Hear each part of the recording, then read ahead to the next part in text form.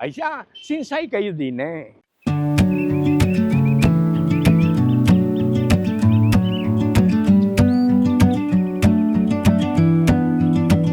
Ito po ang inyong Mamay Lia.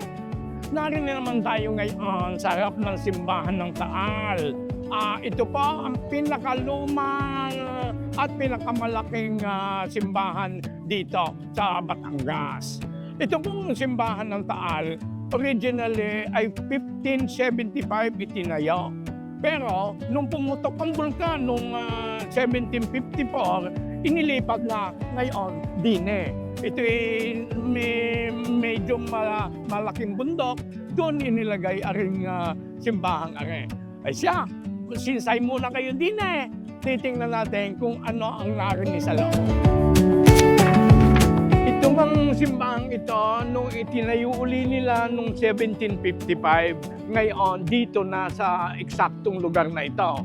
Pero nung 1849, ay lumindol uli, kanya nasira uli ito. Pagkatapos ng lindol, hindi pinagawa. After so many years, 1865, ay di yun inaugurasyon nito. Ayan, pasok tayo.